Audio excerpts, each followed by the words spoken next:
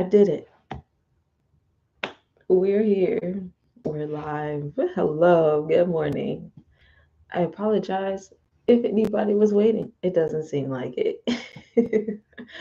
but welcome to Co-Play Wednesday here at Visualization Spaces. I was figuring out how to set the scheduled one and do the scheduled one and not do a new one because I've been doing that. And I was like, no, we're going to get this together. So, yes, I am here today. Welcome in. Welcome to this opportunity for your own personal accountability. This is a co play, co work, dreamers, creatives holding themselves accountable together in community space. Um, it's going to be 30 minutes. I will be doing my own little thing. I'm figuring out how I can um, go live and also play like an audiobook or some royalty free music so that we have something in the ambiance, you feel me? And yeah, so this is my first time uh, really doing this way. So if you are catching this um, replay and you are holding yourself accountable at some other point in space and time, then I cheers for you and I celebrate you. And yeah, let me know if there are any suggestions or recommendations you have for books or music.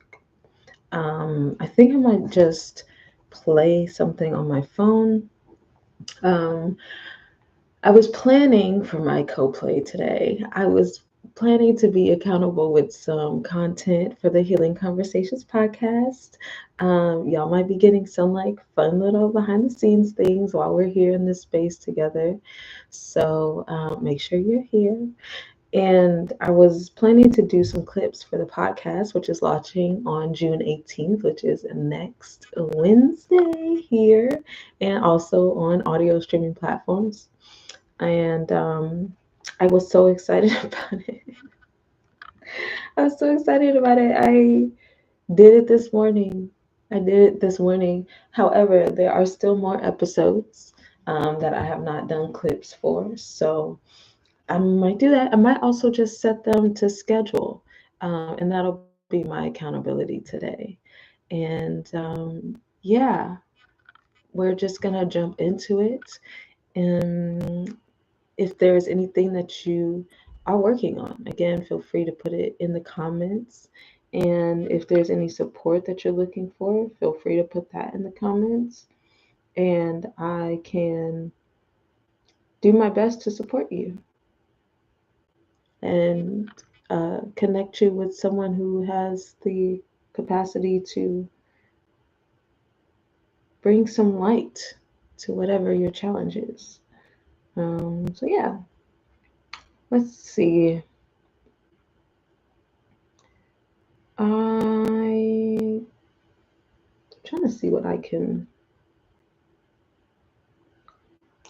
We'll do the strangest secret in the world. Yes, this is a great one, and it's about 30 minutes. So, if you are unaware, Earl Nightingale is like one of the old papas of science of mind, of um, just like personal development, I guess. And he has this lecture called The Strangest Secret in the World, where he unpacks the mind. I guess mind science also would kind of be the idea. Um, but yeah, and this is one of the first lectures that I heard in 2017 that supported me with shifting into personal development. It was one of the lectures that I listened to every day, and it was a part of my daily practice. And I can tell you, when I first started listening to this, I really was at rock bottom. Like, I don't think this is even going to work. But I literally have nowhere else to go or to learn from or to pull from. So I'm just going to see what happens. And my, look how far we've come. So, yeah, Strangest Secret in the World, highly recommend it. We're going to give it a listen here. Hopefully, this is okay on the YouTube things. This is not my work. As I said, it's Earl Nightingale. This is for educational purposes only and community conversation purposes. I am not claiming this to be my work in any way, shape, or form. I am not affiliated with Earl Nightingale or any of the institutions that he has founded or organizations that are operating under his rights. You feel me? So, yeah, let's just get into this. Oh, and it also has music with it, which is pause. One of the reasons that I like this version specifically is because it has the music with it. And I think that helps to relax the subconscious so that these things can really seep in and really get in through the music. Um, and also, it has imagery like cars and houses and, men in suits and sunglasses. And something I've been noticing with these videos is the melanin. The melanin could be more predominant in these videos, just so we can really see ourselves. Representation matters. And I've been thinking about doing some like stock footage things, but I'll digress on that because I have other things that I'm being accountable for right now, like making content about the podcast. So I'm going to play this. I'm going to tap into my practice, what I'm doing today, and trusting that you are doing the same, sending you love, and hopefully this video quality is okay. All right. Strangest secret in the world. Some years ago, the late Nobel Prize-winning Dr. Albert Schweitzer was being interviewed in London, and a reporter asked him, "Doctor, what's wrong with men today?" The great doctor was silent a moment, and then he said, "Men simply don't think." It's about this that I want to talk with you. We live today in a golden age. This is an era that man has looked forward to, dreamed of, and worked toward for thousands of years. And since it's here, we pretty well take it for granted. We in America are particularly fortunate to live in the richest land that ever existed on the face of the earth. A land of abundant opportunity for everyone. But you know what happens? Let's take 100 men who start even at the age of 25. Do you have any idea what will happen to those men by the time they're 65?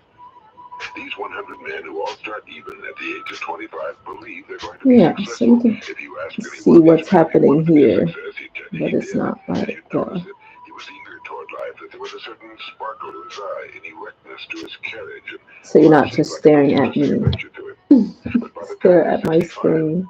1 will be rich, 4 will be financially independent, 5 will still be working, 54 will be broke. Now think a moment. Out of the 100, only 5 make the grade. Now why do so many fail? What has happened to the sparkle that was there when they were 25? What's become of the dreams, the hopes, the plans? And why is there such a large disparity between what these men intended to do and what they actually accomplished? When we say about 5% achieve success, we have to define success. And here's the best definition I've been able to find. Success is the progressive realization of a worthy ideal. If a man is working toward a predetermined goal and knows where he's going, that man is a success. If he's not doing that, he's a failure. Success is the progressive realization of a worthy ideal. Rollo May, the distinguished psychiatrist, wrote a wonderful book called Man's Search for Himself. And in this book, he says, the opposite of courage in our society is not cowardice. It is conformity. And there you have the trouble today. It's conformity. I just wanted to speak on the success bit, because that really did blow my mind when I first heard that. Like really heard it, like really understood it, when he says, oh, maybe I can close this, that might help. That success is the realization of a worthy idea.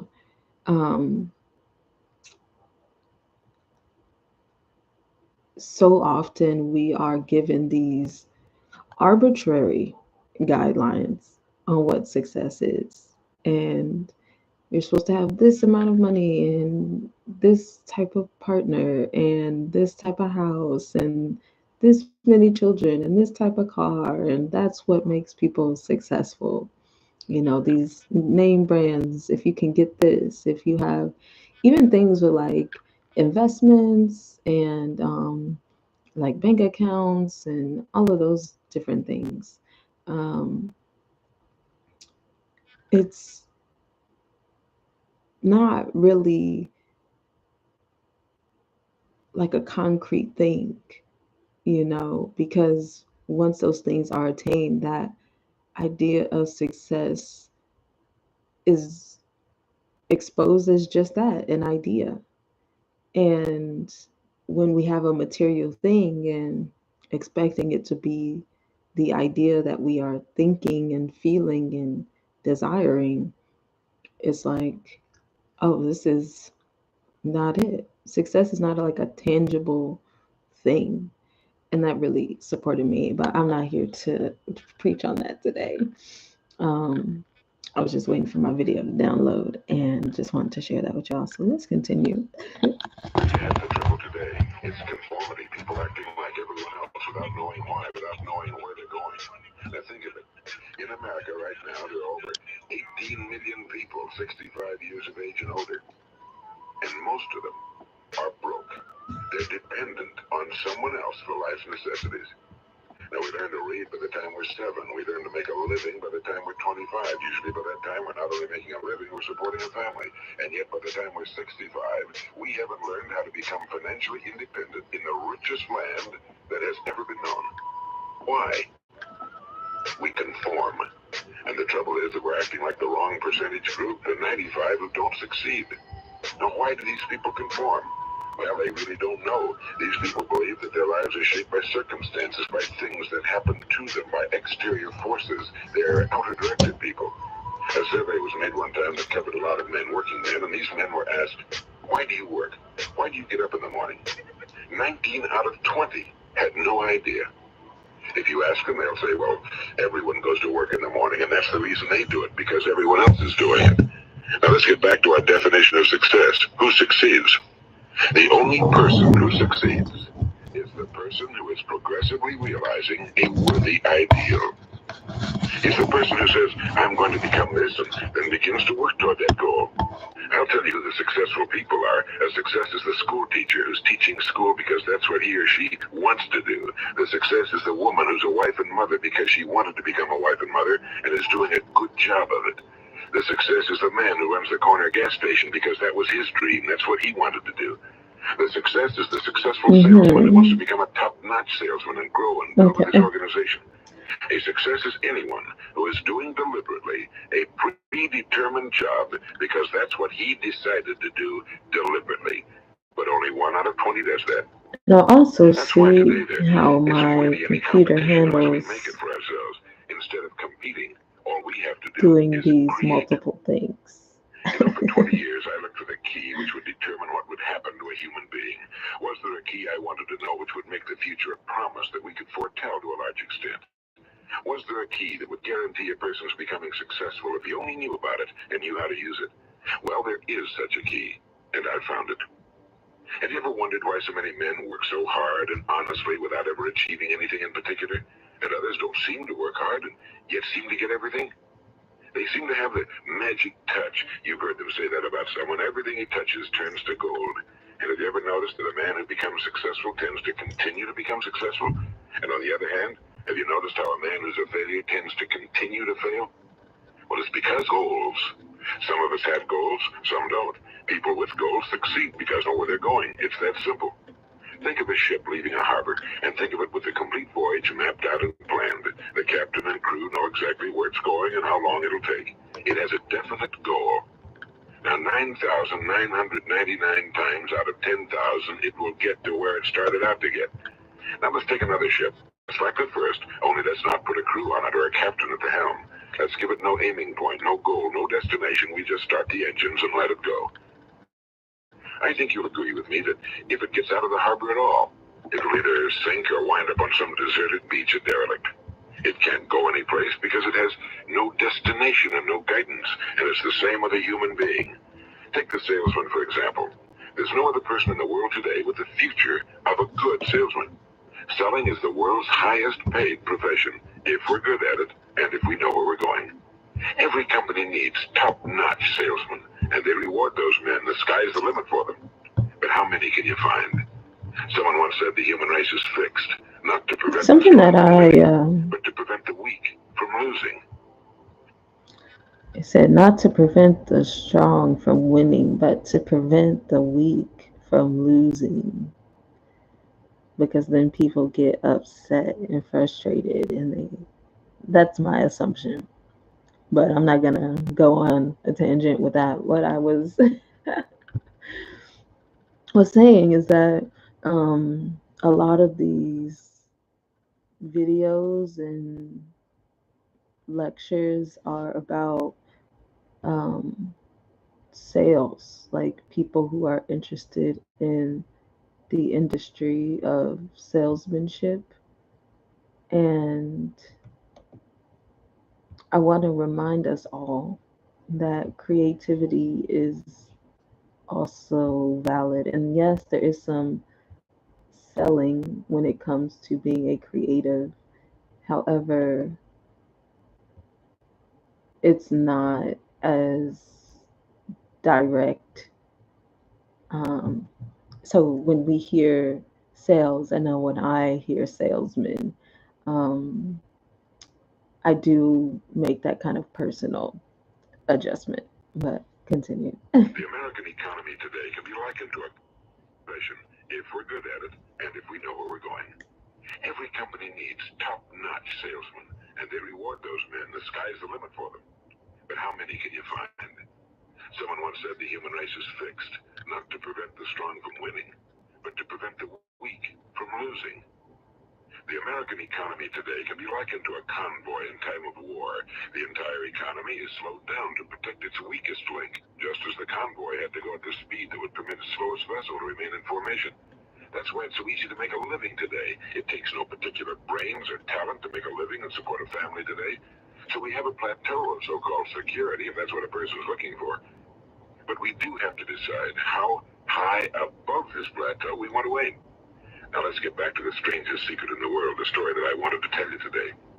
Why do men with goals succeed in life and men without them fail?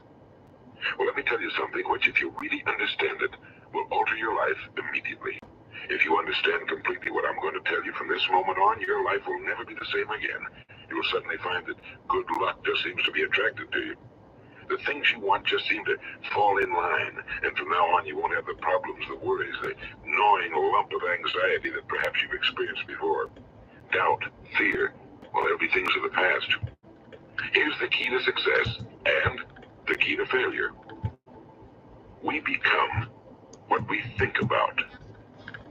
Now let me say, I want to pause on that too, because there was this one day, and I don't remember like the month or anything. It's probably like a March or April, sometime in like the spring or summer of 2017. Um, I was listening to this, and or maybe no, it's like 2018, but I was listening to this, and I had heard it a few times by now. And when he said we become what we think about, my brain just like exploded. I really felt like a new pathway had just opened in my mind. And it really clicked for me. It really clicked for me that I am creating my life with my thoughts.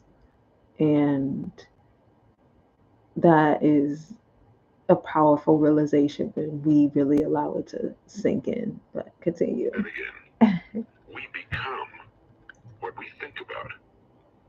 Throughout all history, the great wise men and teachers, philosophers and prophets have disagreed with one another on many different things. It's only on this one point that they are in complete and unanimous agreement.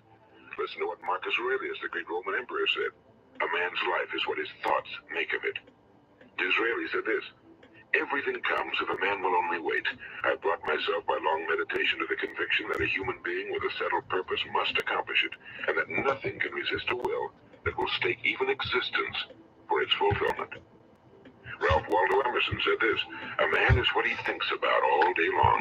All day long. William James, the greatest discovery of my generation is that human beings can alter their lives by altering their attitudes of mind.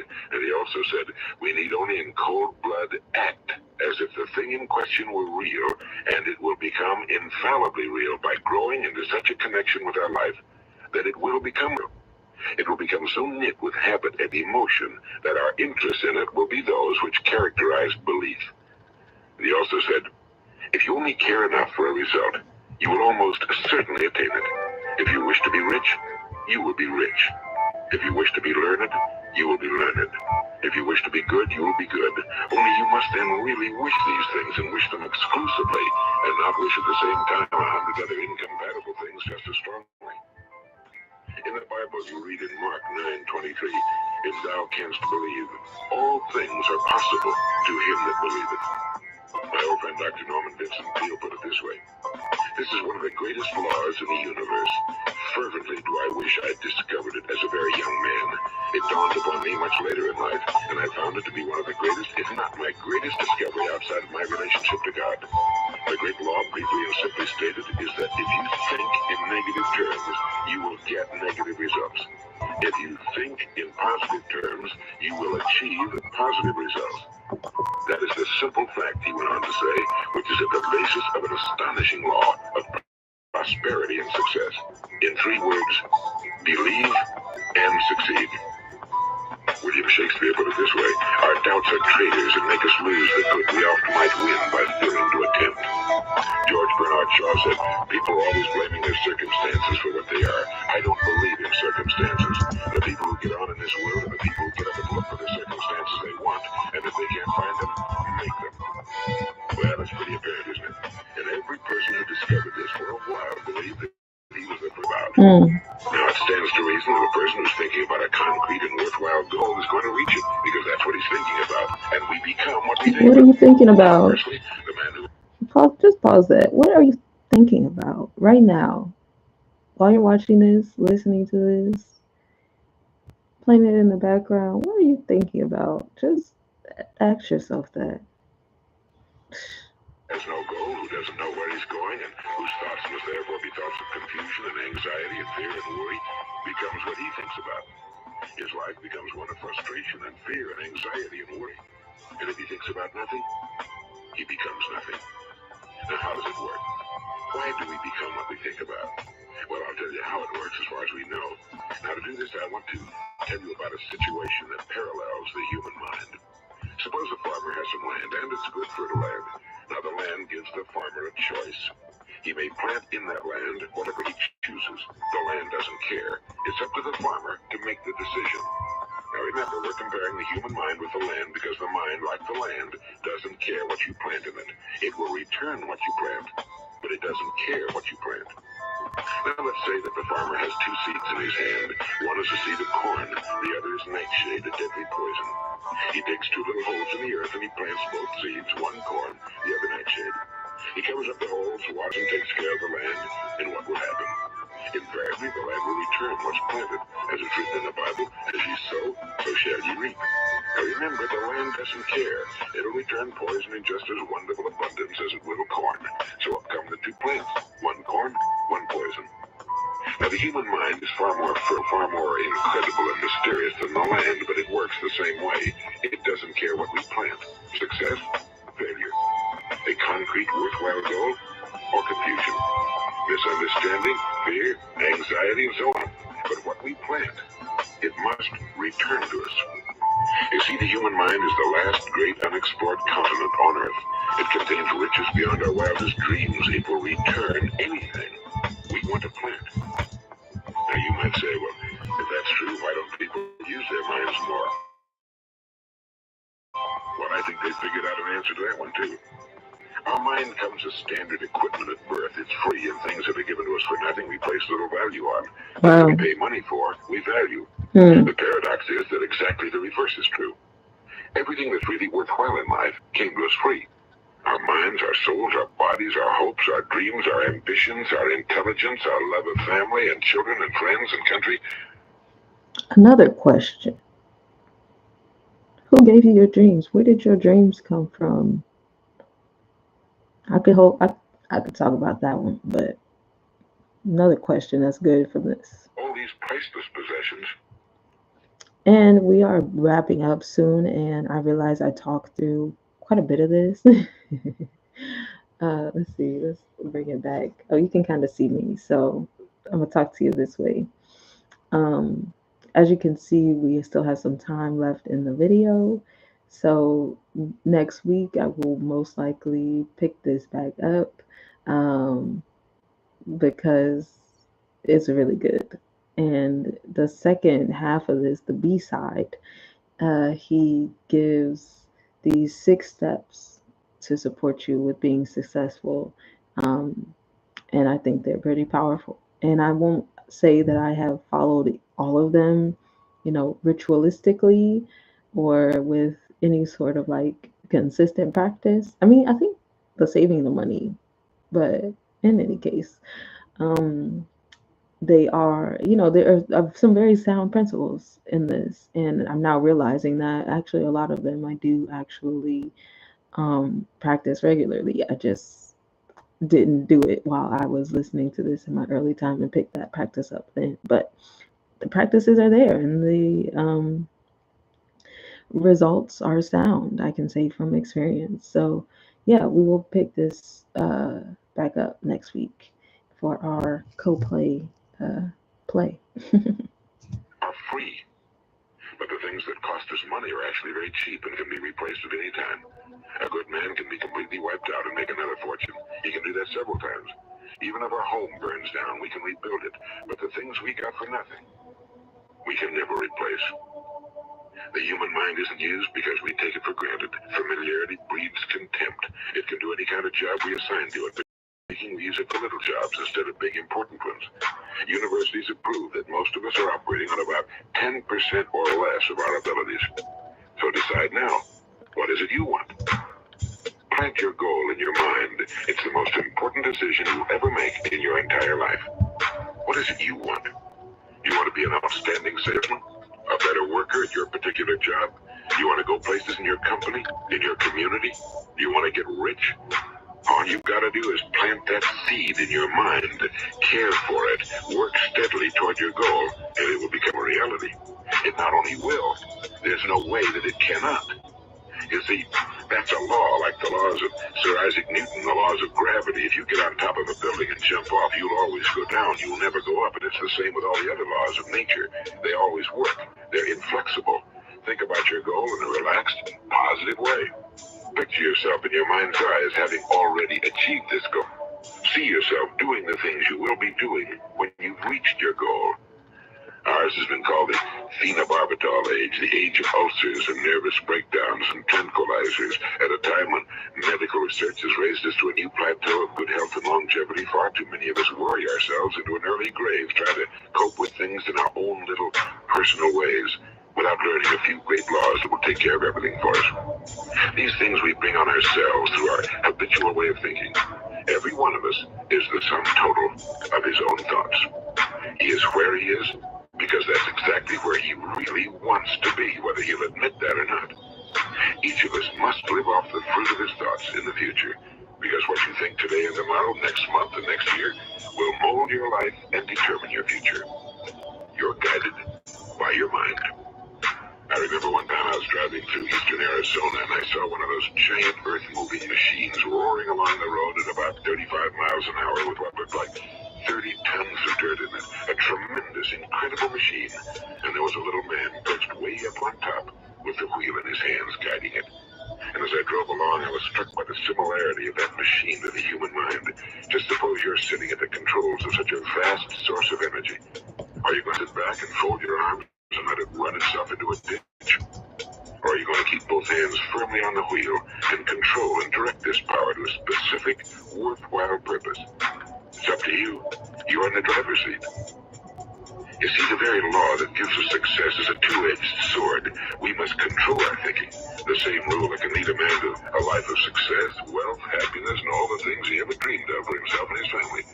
That very same law can lead him into the gutter. It's all in how he uses it, for good or for bad. This is the strangest secret in the world. Now, why do I say it's strange, and why do I call it a secret? Actually, it isn't a secret at all. It was first promulgated by some of the earliest wise men, and it appears again and again throughout the Bible, but very few people have learned it, understand it. That's why it's strange, and why for some equally strange reason it virtually remains a secret. I believe that you could go out and walk down the main street of your town and ask one man after another what the secret of success is, and you probably wouldn't run into one man in a month who could tell you. Now, this information is enormously valuable to us if we really understand it and apply it. It's valuable to us not only for our own lives, but the lives of those around us, our families, employees, associates, and friends. Life should be an exciting adventure. It should never be a bore. A man should live fully, be alive. He should be glad to get out of bed in the morning. He should be doing a job he likes to do because he does it well. One time I heard Grove Patterson, the great late editor-in-chief of the Toledo Daily Blade, make a speech, and as he concluded his speech, he said something I've never forgotten. He said, "My years in the newspaper business have convinced me of So I'm going to several pause things. this Among them, that people are basically because good, we're and that here. we came from someplace, I got and we're this going split someplace. done. So we should make our time here I an made exciting progress adventure." today. Didn't build a stairway Oh, hold on. leading.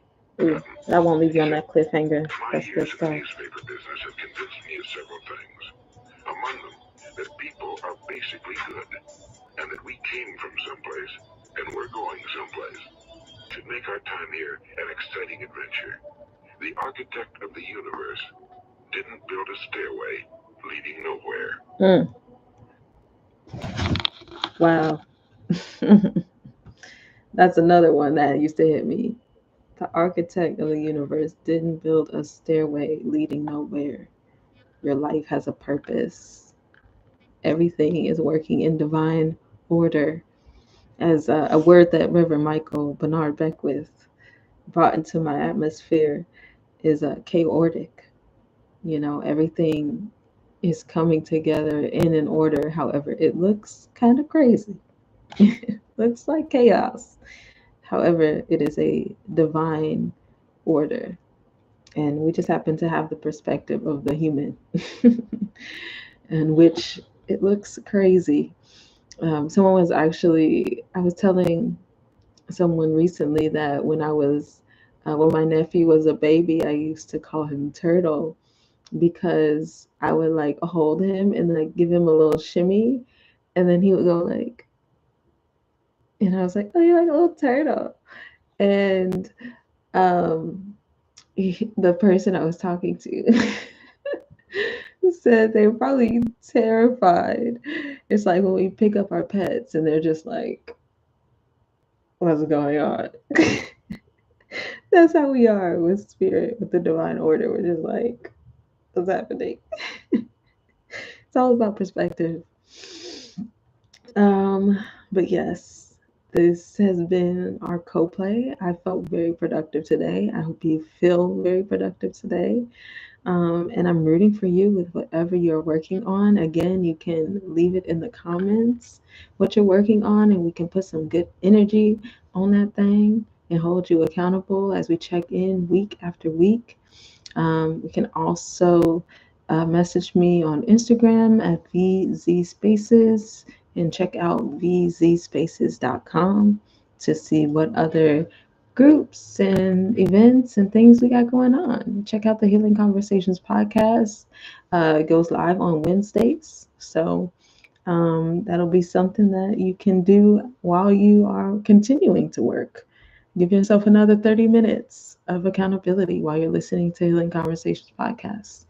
Um, but yeah, things are good and very good. If you want to get the Days of Darkness book, you can get that vzspaces.com or message me on Instagram or tap me on the shoulder in person if you see me. Gently, though. I don't want to be triggered. Thank you. Um, but yeah, I feel like that's it. And I'm grateful for this time and this space. I'm looking forward to seeing how this unfolds. So I will see you next time. Adios.